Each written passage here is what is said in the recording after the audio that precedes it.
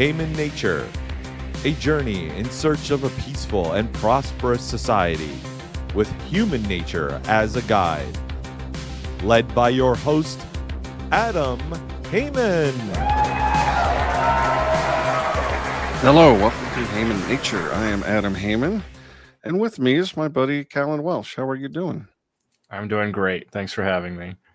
Kallan, I know you mostly because we were both multiple sailors, voyagers on the former Contra Cruise put on by Bob Murphy and Tom Woods, and more recently the Tom Woods Cruise. But as much as I'd love to have you on to talk about our adventures on the ocean, which we easily could do, I have you on to talk about something much more interesting, as the people who saw the title of this podcast will have already figured out. You've got these crazy ideas about zoning and how bad they are. So first of all, who the hell are you? How did you come by these crazy ideas? And why do you hate zoning so much? So my name is Kallan Welsh. And as you alluded to, we met on the Contra Cruise many years past. So I was in a situation where I'm a real estate agent. I'm a real estate investor. Not too long ago, I purchased a property that was an old hotel built in 1895. It was derelict for many decades. And in real estate, we have a concept called a cap rate, which I think a lot of people are familiar with, but essentially 10% rate. Yes, 10% is considered, depending on the area and the particular piece of real estate, pretty good for a commercial property.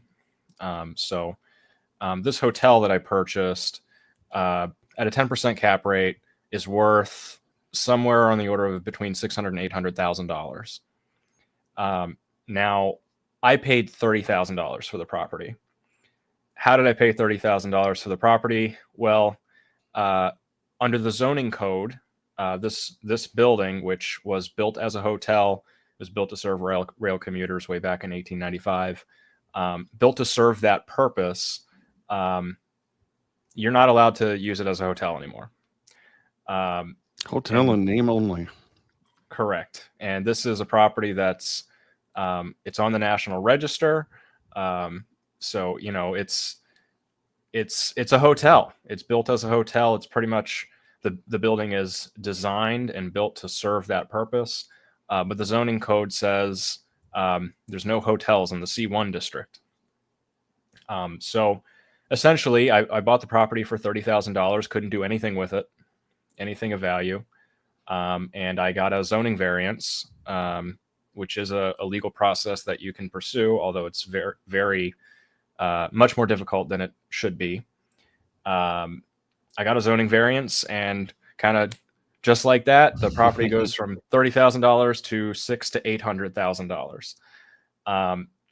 So I just want people to understand that when we're talking about zoning, it's not a factor of like, zoning has these benefits, and maybe it comes at the cost of like a 10 to 20% reduction in any given person's property value. No, it can be 10 to 20 to 30x. We're talking about like 95% reductions in property value.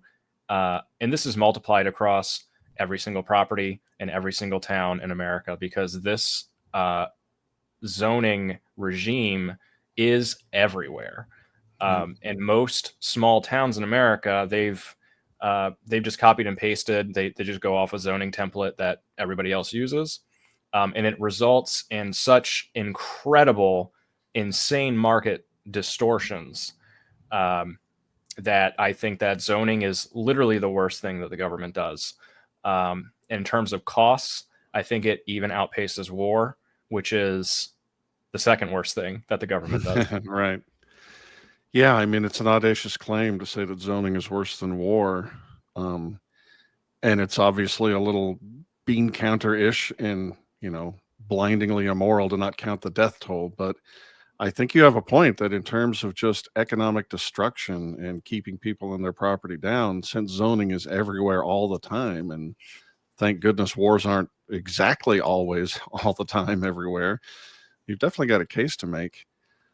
And as you're telling your story about that hotel, it's arbitrary in its best case, but this could be used and has been used over and over and over again in crony ways to zone something to be an unprofitable mess, get that thing sold, and then your buddy, the commissioner, can rezone it the way that you want it, and hey, instant profit, easy peasy, yay government, right? What would we do without it?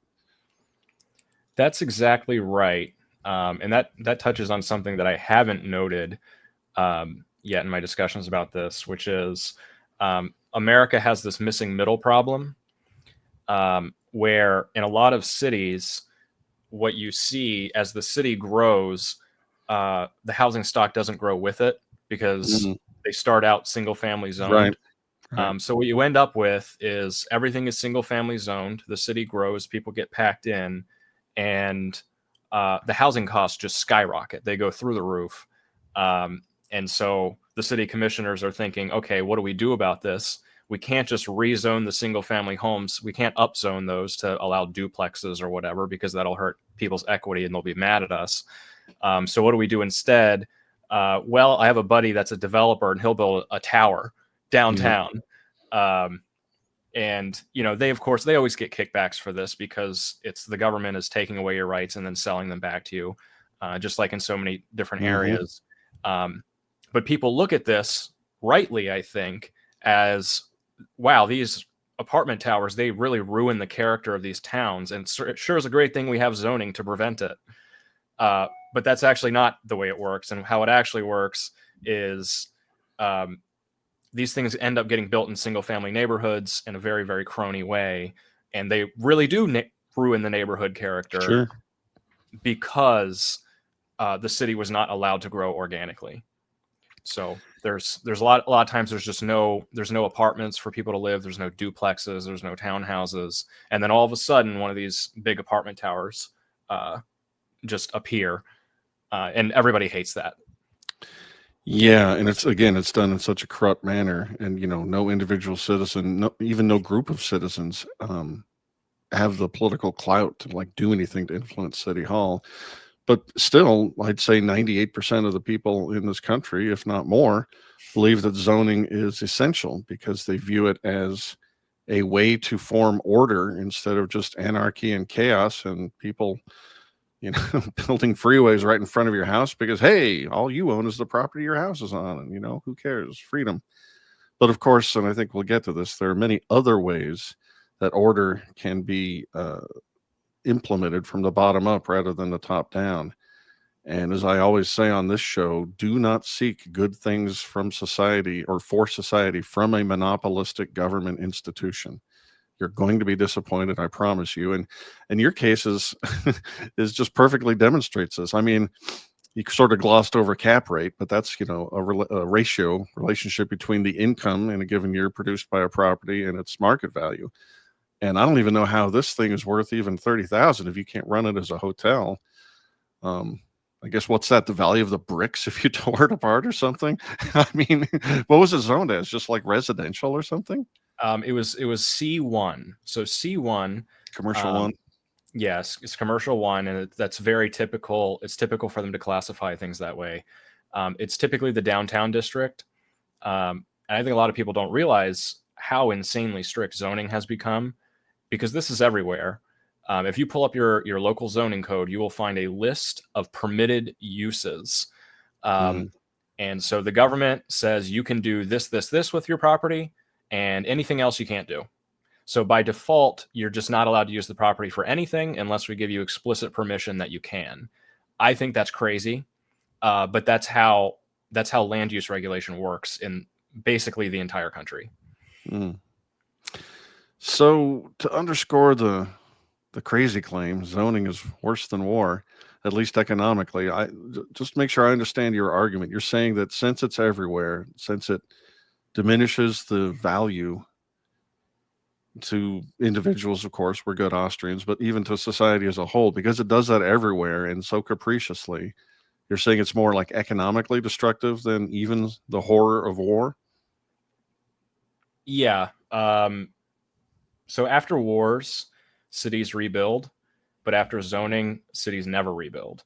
That's right. And you see this all across the United States. We've hollowed out small town America, and I largely laid that at the feet of zoning.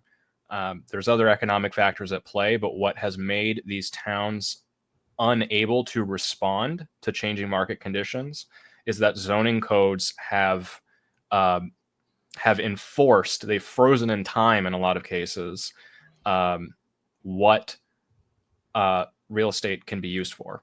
And when you do that, there's no way to adapt to changing market conditions. And so a lot of these towns have just kind of decayed over time because they can't adapt. You can't use buildings for new purposes. You can't use all of these assets that we have. Instead of using them for something else, they just end up going to zero, or essentially zero. Right. Very similarly, boy, I hope I don't get this anecdote wrong, but Walter Block cut his teeth on rent control. I think it was his dissertation subject. And when he was lecturing, touring, boy, I hope this was him. Sorry, Dr. Block, if this wasn't you or whoever really did it. But he would show slideshow pictures of destroyed buildings. And it'd be a little fun trivia or polling question for the audience. Was this building destroyed by war or rent control?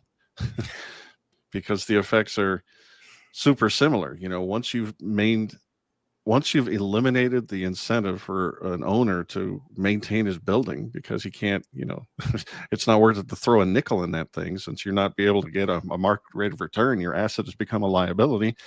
Owners walk away, and it turns into just a horror show. And, you know, your story about zoning reminds me of that.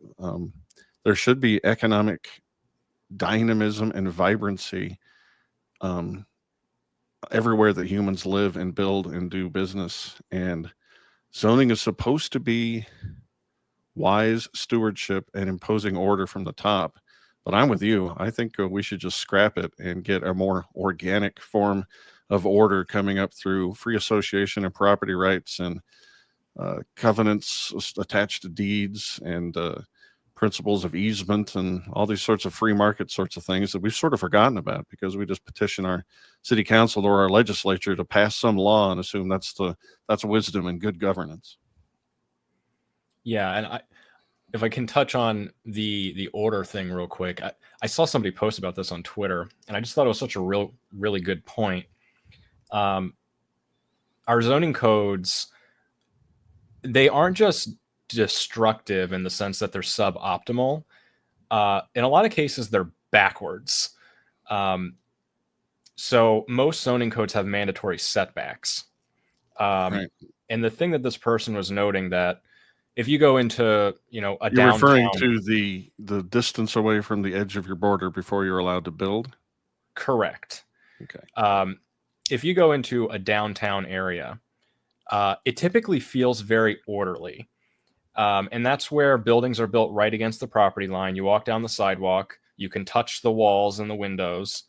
And yet when you go to a planned unit development where the mandatory setbacks are in place, it looks very disorderly. You know, they have big front lawns. Maybe they have some crap in their lawn.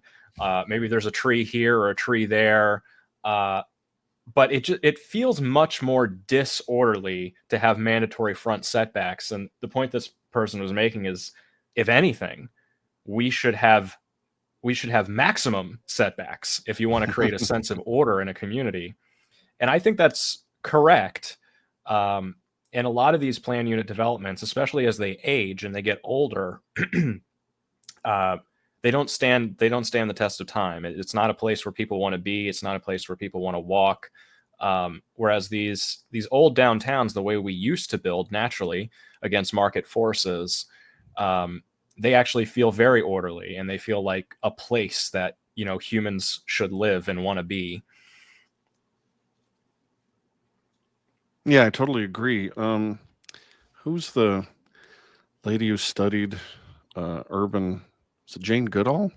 I hope I'm not thinking of the. Anyway, it is studying cities is really interesting, and I think they were more vibrant when there was less zoning, and it was super common that you'd have the business on the street and people living above the businesses, so that come 5 o'clock when the businesses shut down, it didn't just become a ghost town where thieves and miscreants and homeless people could just run wild. I think it's more human to have a more organic structure to your downtown. And as much as I like to throw rocks at Washington, D.C., when I was just visiting there for the Libertarian National Convention, I saw a neighborhood that was exactly like that. It's like, wow, how nice. Well, businesses on the bottom, and then 2 or 3 floors of people living in apartments up on top. Yeah, and I think the vast majority of people, even people like me who grew up on a large lot in a single family home, they look at that and they say, "Oh, this, there's something about this. There's something about this that feels correct. It feels like the right way to live." And yet, building like that has essentially been made illegalized almost everywhere in the country. So the only thing we get now are these cookie cutter developments that are all the same, and they don't stand the test of time. And it's, they decay in a very lopsided way. So yeah, I agree. I agree. And I knew to correct myself. Jane Goodall was indeed the chimpanzee lady. I'm thinking of Jane Jacobs, completely different lady. Studied cities. Well, do you have anything else that you any more grenades you want to toss at the evil that is zoning before we move on to maybe some examples of how we can have order without it being so, decided in the political sphere where corruption and stupidity reign? Yeah, I'll just make a couple more points. One element that I want to touch on is contained within most zoning codes are parking minimums. And also, I don't know about you, but in the Midwest, cities have a major obsession with quote unquote free parking. Right. And you know exactly what happens when the government says things have to be free. A lot of downtown areas, older downtown areas, even in wealthy parts of the country, if you go to these downtowns and you look up, the second story residential apartments are shockingly vacant. Yeah. And the reason they're vacant is No largely parking. because of zoning and largely because of parking. In the past, there weren't any restrictions on parking because it wasn't a problem because we didn't have all these cars. But now what a lot of cities have done is they say you can park on the street for 3 hours, and then after that you got to go. Yeah. Or you can park on the street up to 2 a.m., but after that you got to go. So no overnight parking. So cities have these incredible assets, which are parking spaces, which are very valuable and people are willing to pay for, but they've just decided if you're using this parking space for residential use, you just can't use it. It's just illegal. And because of that, a lot of these places and a lot of smaller towns where, it's not really feasible to live without a car. It's just there's no way to rent that apartment out to anybody because there's nowhere for them to park. So and this happens a lot, unless they buy the building next to them and demolish it to build a parking lot, then Wow. it's just infeasible for anybody to live there. And that's not because of spatial constraints. That's because of government policy. Yeah, you've got it's the exact same scenario as your hotel. You've got this property that could be put to good use, making good money and making people happy. They live there, but because of some dumb bureaucrat, they're not allowed to do that. Yeah, and the de-densification of America has resulted in the hollowing out of downtowns. So the businesses that are downtown, historically, they thrive on foot traffic. Right. They're not going to thrive on car traffic to the same degree that a big box store is. So if nobody lives downtown, businesses cannot thrive downtown. You need people to live downtown. But another perverse incentive that cities have is they don't see the property tax revenue directly, but they see the sales tax revenue directly. So they'll do things that they think help business at the expense of residential use. And that ends up with no one happy. It destroys the businesses and destroys the residential use. Suzette Kilo would agree with you, as her little pink house got destroyed for a Pfizer complex that never even got built.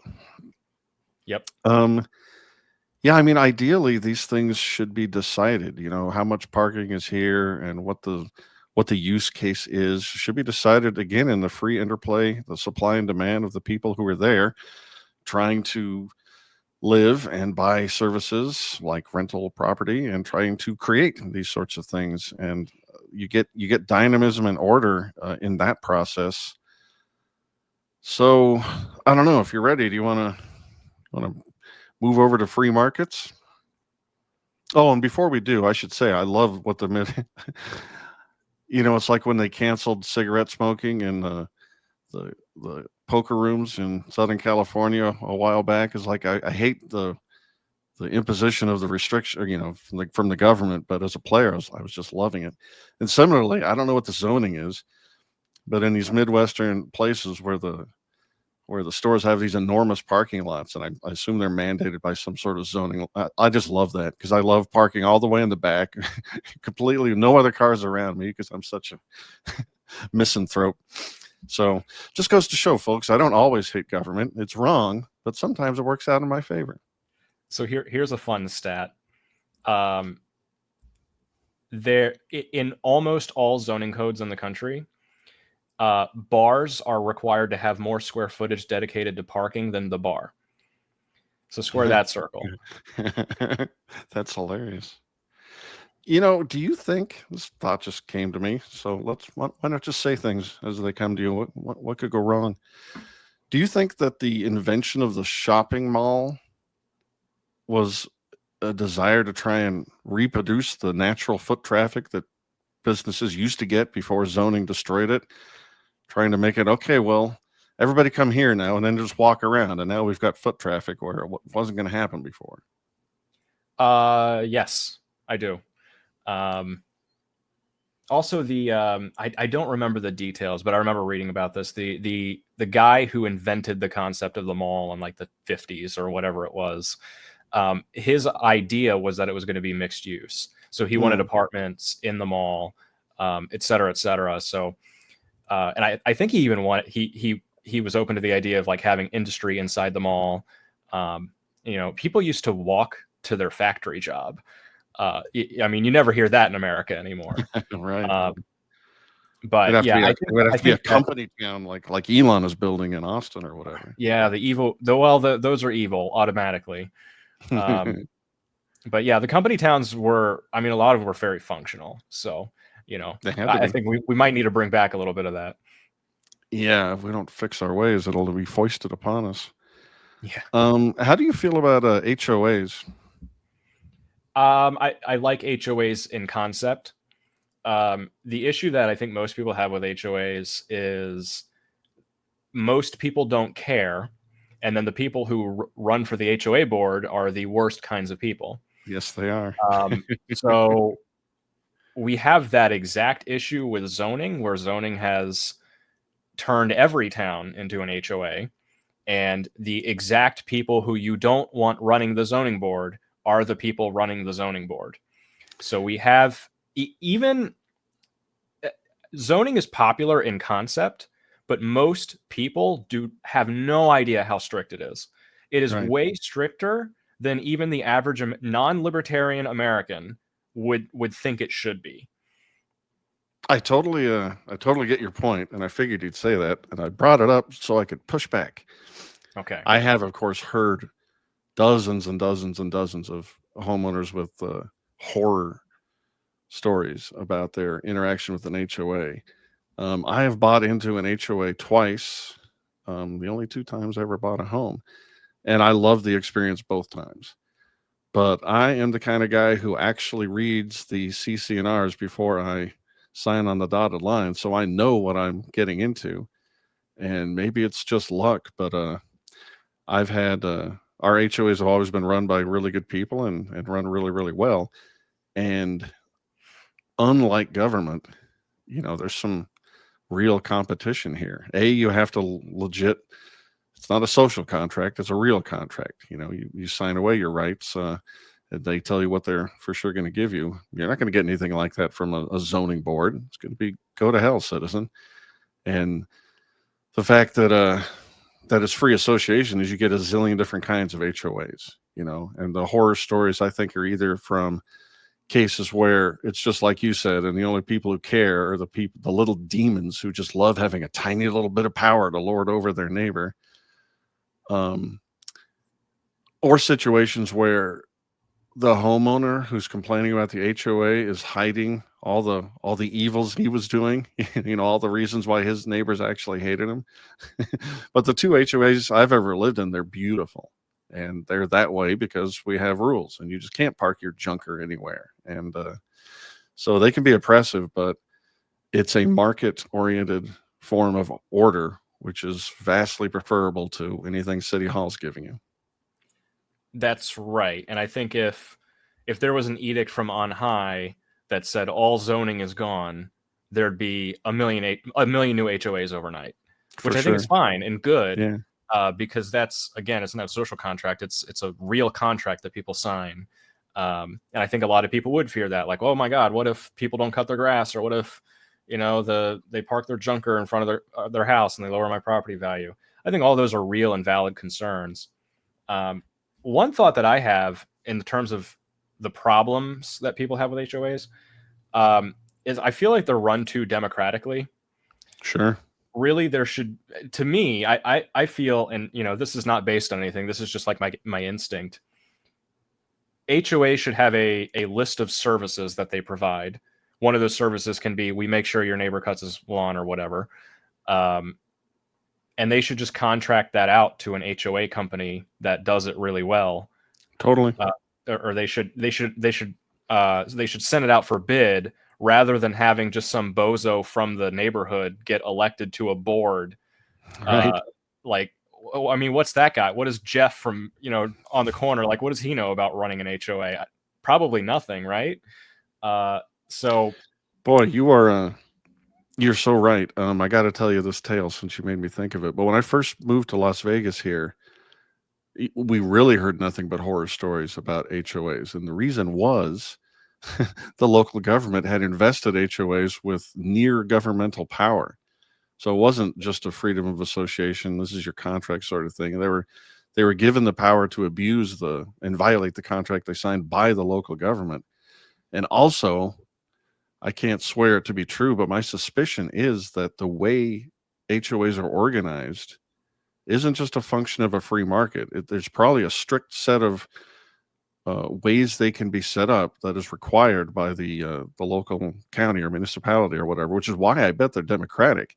And I don't think it's an accident that, like, you and I were both in Roatan, the ship dock there. Were you in the crew that went up to Prospera and looked around? Yeah, I thought you were. And those, I mean, that's a private, it's a city rather than just an HOA, but it's functionally identical, except that they set it up in not a democratic way at all. And I think that's for a good reason.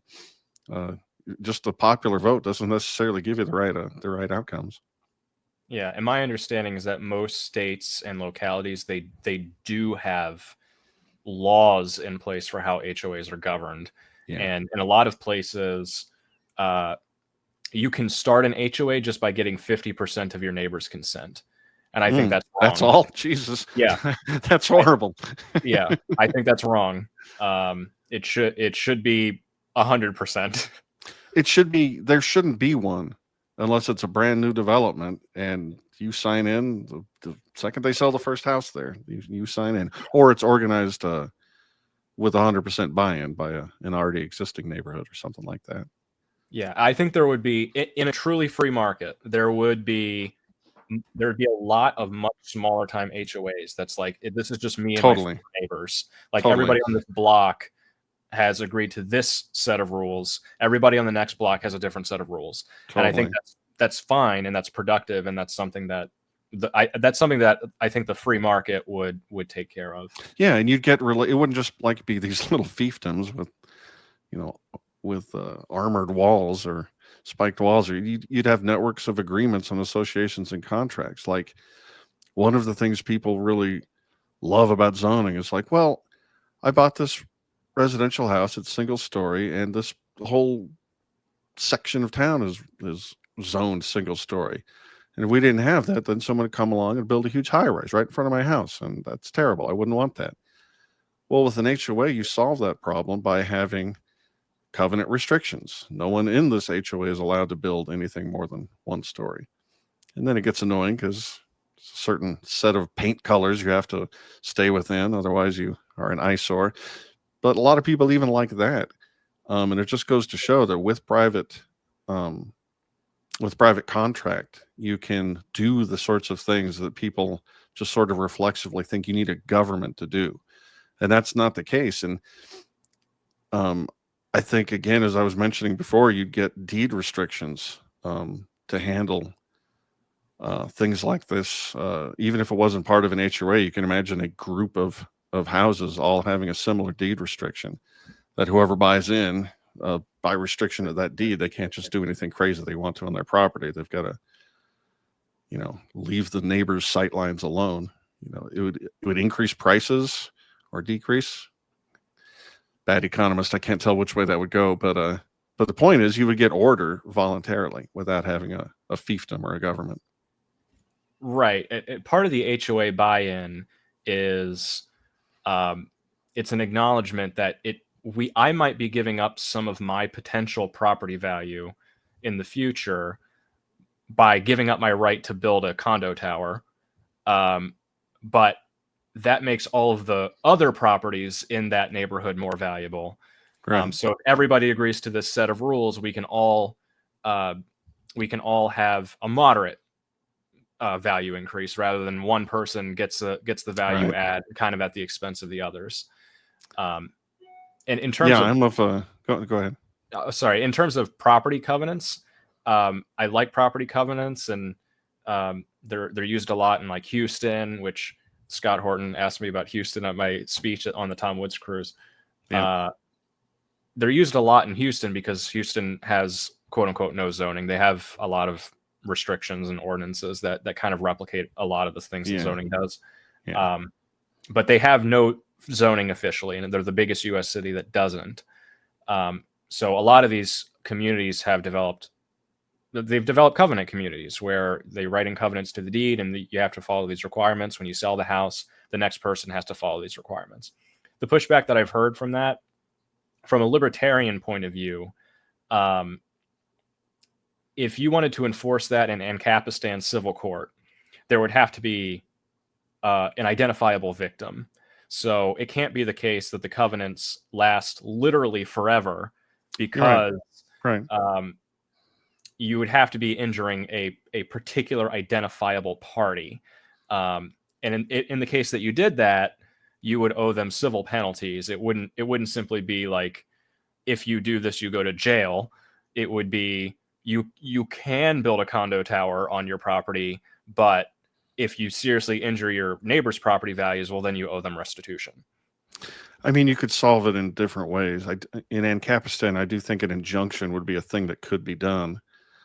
But more to the point, if it's private, it's flexible, and it's not supposed to be set in stone. You're supposed to be able to negotiate with your neighbors when you want to do a thing and there's rules against it. And then maybe you buy them out, or maybe you decide it's not worth it and you go across town and do something all on your own. And a lot of people think that zoning is the only way to efficiently handle externalities if they're sophisticated enough to think in those terms. And if it's a positive externality, it's like, who cares? Everybody benefits. But for negative ones, I usually think in terms of pollution here. And again, I don't think you need zoning for that. I think you need a libertarian conception of what property rights are, and you're not allowed to violate that. I mean, I bring it up to handle like the commercial zoning or things like that, where they're trying to keep noxious industry or whatever, however they would phrase that, in one particular corner of town and not anywhere else. I do really like the idea of insurance contracts against that, because it seems like insurance companies could provide the same service that the government is providing with zoning, by saying, we're going to insure against a condo tower being built in your neighborhood. We're going to insure against a coal power plant being built in your neighborhood.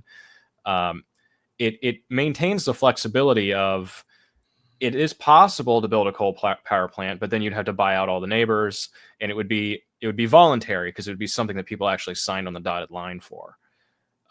That's a great point. Insurance solves so many problems when it's used intelligently. It's one of those great free market tools we think about, but we don't think about it enough because government has sort of edged it out and replaced it in our minds. The That's government right. will fix it. Yeah. And It's funny. sorry, You heard in Roatan and Prospero that story about that beautiful 14-story apartment building dual use building they built there. Yeah. And since they're private city, they don't have to abide by the Roatan zoning, which prohibited anything taller than 3 stories being built. And so they build this beautiful 14-story thing, and it changes the zoning for the rest of the island because I guess they didn't think it was possible or something. As soon as they see that one, like, oh, I guess we can relax this restriction. That turns out that was stupid. And to your earlier point, like how much economic development was repressed just from that one stupid, simple thing where a taller building would make more sense than a lower one. Yeah, and there's many, many cases where the numbers don't add up to build a 3-story building, but they do add up to build a 14-story building. For sure. Absolutely. So, how much economic output is repressed, it's unknowable. But we're talking, this is something I mentioned on the Tom Woods podcast that we recorded, but there's many, many neighborhoods, especially with household sizes going down over time, where people have these great full finished basements that just sit empty, and they could rent it out to somebody, but it's illegal to do it. Mhm. If you are that's something else I think people don't realize. If you're in a single family zone neighborhood, it is illegal for you to rent out your basement to somebody. And that represents the vast majority of incorporated land in the United States is single family zoned. So if you just make that one tweak, if you just put in the zoning code, you are allowed to rent out your basement as a separate unit, you would double the housing supply in those areas overnight, and you would, without building anything. Right. What effect do you think doubling the housing supply would have on the housing crisis that we're facing? Right. Where younger Absolutely. people can't afford homes because they're 11x median income, whereas in the past they were 3x. If you doubled housing supply, that would have an enormous impact, and you can do that with a small tweak, one line in a piece of legislation. You don't have to build anything. Yeah, that's brilliant. And it goes to show, like, I'm sure there was some reason why whatever official made that zoning regulation single family only. They're probably trying to eliminate beforehand, I don't know, some sort of chaos and bedlam that would come if like too many families were crammed into one house or something. So they do this stupidly clumsy thing that leads to a homelessness crisis rather than saying, oh, well, if you get bedlam, you could just criminalize the bedlam, you know? Like, what are we talking about here? What harms come with too many families in one structure? Oh, well, if they're true harms, then just handle those. But no, that's too much work. We'd have to like actually identify a perpetrator and a victim. I don't want to do that. I'll just zone this single family instead. Yeah, it's actually bizarre to me how many cities operate that way, where they have these really strict zoning codes, and they'll come after you for it. If you break the zoning code, they will come after you. But the bedlam, the disorder, the public drug use, Leave that's it alone. fine. Yeah. We'll just let it go. That's just bizarre to me. Well, it reminds me of the experiment in Oregon where they decriminalized some drug use, and then they did absolutely nothing to stop the real crimes that one might predict would come from such a thing. And then they say, see, you can't have legal drugs because then you've got all this homeless problem. And well, look, man, you could use the police for that, right? Are we supposed to just pretend that doing drugs is illegal, but defecating on someone else's property or like right in front of their business or sleeping in the park and harassing the families and the children, that's not a crime? These communities are just, they've got justice backwards. Yeah, and I'll say this as well. The U.S. cities, the U.S. used to have world-class cities. And that happened prior to any zoning being enacted. We had the best cities in the world. That's right. But now a lot of people who don't live in cities, they associate cities with bedlam and disorder and all these negative things. And really, that's just an unwillingness to enforce any order in public space, and I don't think that's right. Me either.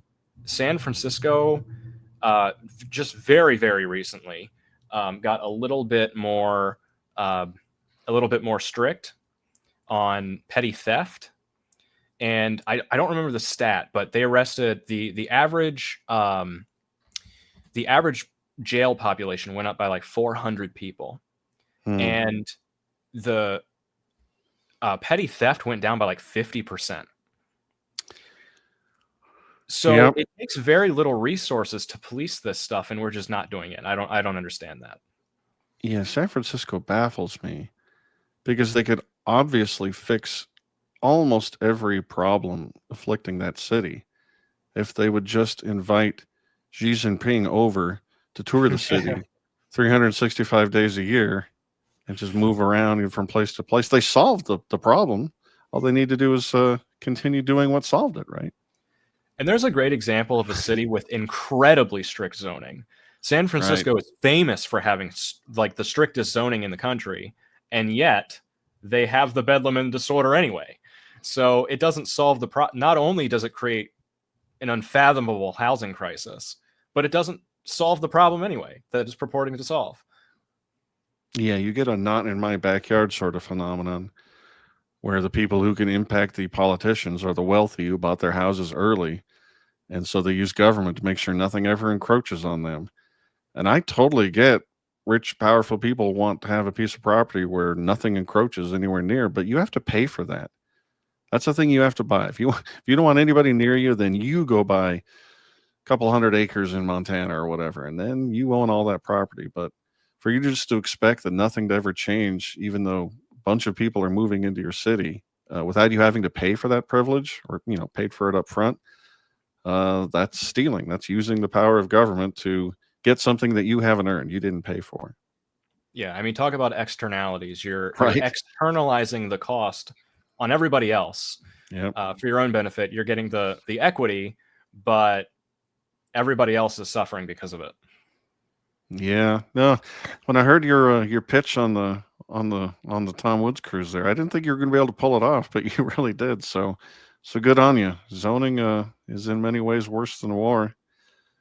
We're getting close to the period of time I had in mind for you, man. Anything else you want to lay on us?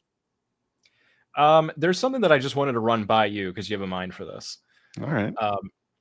In New York City, they have air rights.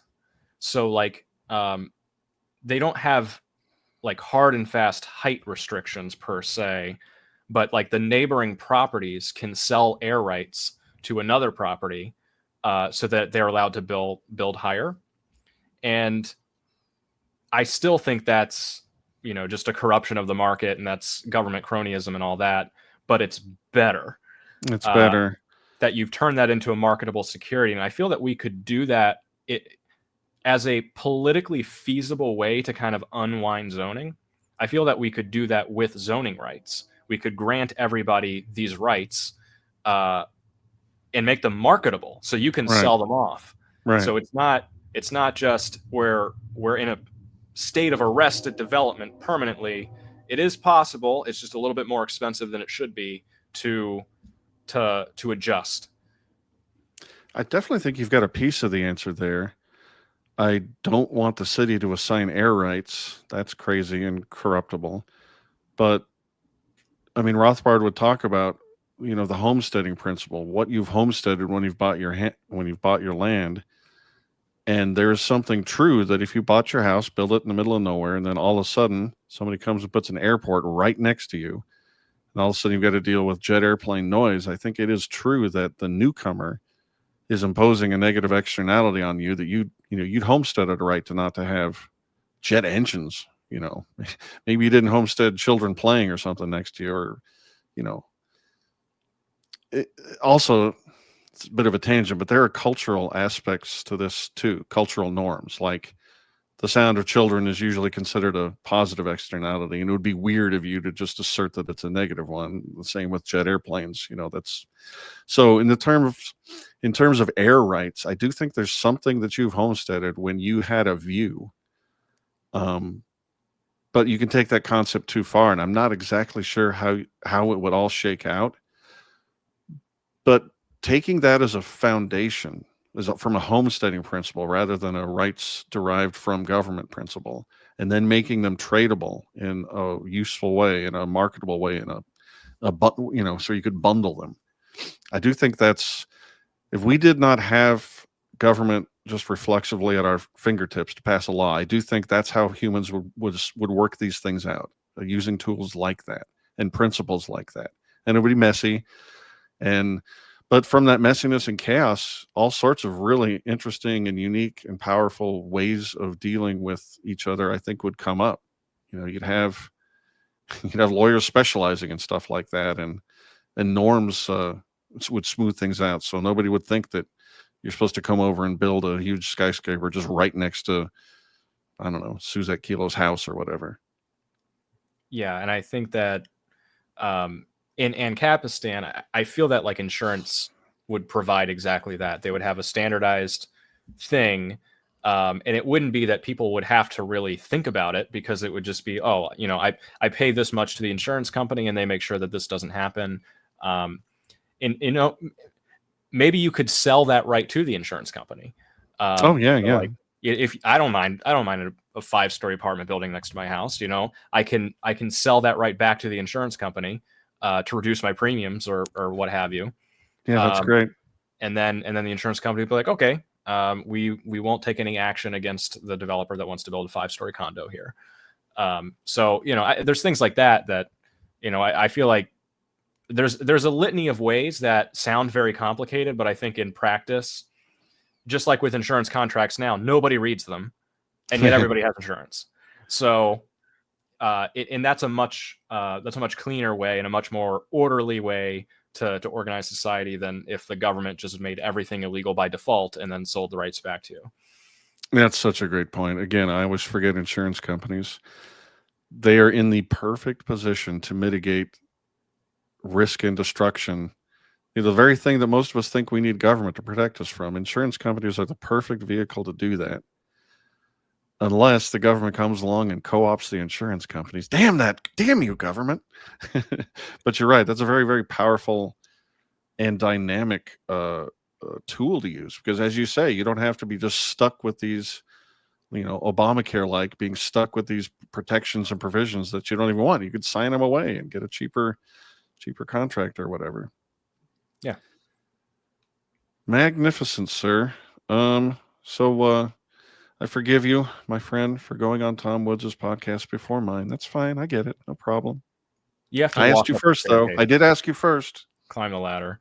You can walk before you can fly. I like that phrasing better. All right, man. Well, thanks for coming on. Do you have anything you want to promote? Oh, tell people to come to your hotel. It's up and running, right? Yeah, it's the Shabana Hotel in Shabana, Illinois. You can I'm working on the website, but we're listed on Airbnb, so you're welcome to come and stay. We're right next to a state park that's got fishing and boating and camping and all that good stuff. So yeah. Also, I'm on Twitter at Extreme Yimby, YMBY, for Yes in My Backyard. Love it. That's great. We'll put links to all that in the show notes at hamannature.substack.com and in the video description on YouTube, Haman Nature. Thanks, Kallan. I appreciate you coming on. This was great. I knew it would be. Thanks so much. All right, ladies and gentlemen, we'll catch you next time on Haman Nature.